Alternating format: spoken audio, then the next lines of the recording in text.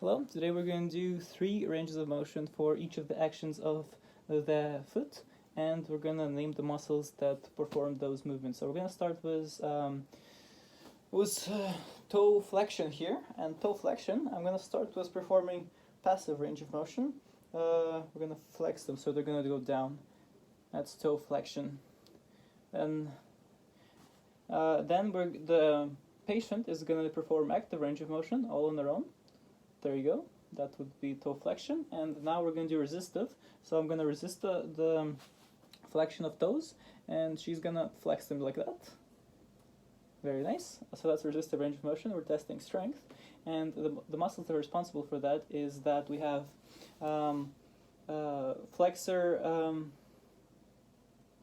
on the bottom, flexor hallucis longus and flexor digitorum longus. Flexor hallucis longus is responsible for the first digit, or the big toe, or hallux, and flexor digitorum longus is responsible for digits 2 through 5. Now, next we have toe extension. Opposite of toe flexion, our toes are, and here's the passive range of motion, they're going to go up just like that. That is toe extension. And now the patient is going to perform active range of motion. There we go. And finally, we're going to do resistive range of motion. I'm going to resist the action. Oh, there we go. Very strong toes. And the muscles that are responsible for that are, whereas our flexor muscles of the digits were on the bottom, these are going to be on the top, and we have flexor hallucis longus and flexor digitorum longus.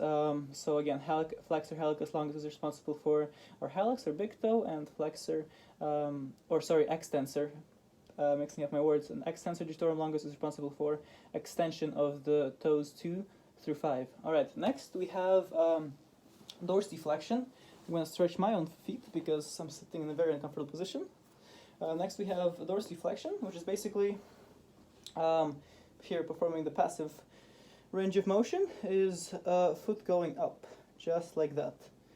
So this is passive range of motion for dorsiflexion, and now the patient is going to perform the active range of motion. And finally, I'm going to resist the motion, and we're going to have resistive range of motion. We're looking for that strength, okay? So that's looking good, and the muscle that's responsible for dorsiflexion, we have 3. You have the muscles that are responsible for that are in the anterior compartment. So we have tibialis anterior, we have extensor hallucis longus, and extensor digitorum longus. So all of those do dorsiflexion. Now for plantar flexion, is performing passive range of motion, is foot going down. We're planting our foot just like that. And now the patient will perform the active range of motion. And finally, for resistive range of motion, I'm going to resist the motion, and she's going to press down just like that. Okay, and the muscles that are responsible for plantar flexion, there's a lot of them. The 2 main ones are, they're going to be in the posterior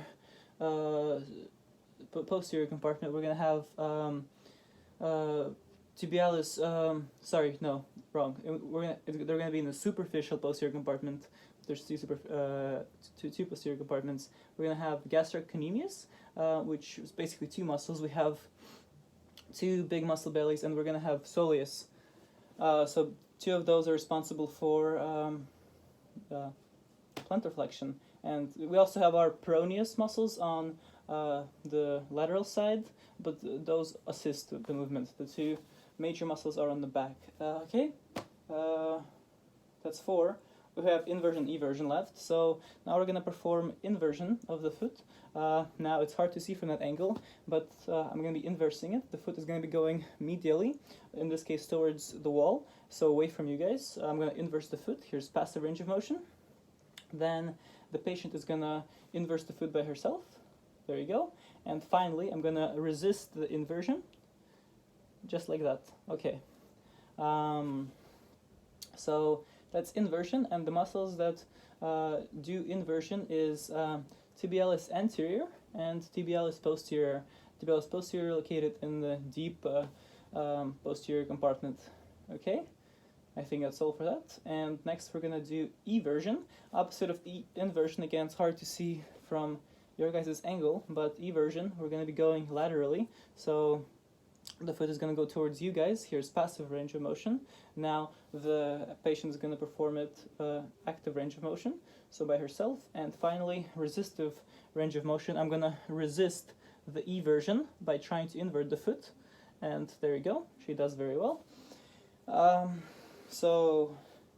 And the muscles, we have two muscles that do eversion. They're both in the lateral compartment. We have peroneus longus and peroneus brevis. Did I get them all? I think I got them all. Six movements. Okay, so those were the 6 movements of the foot. And yeah, thank you very much.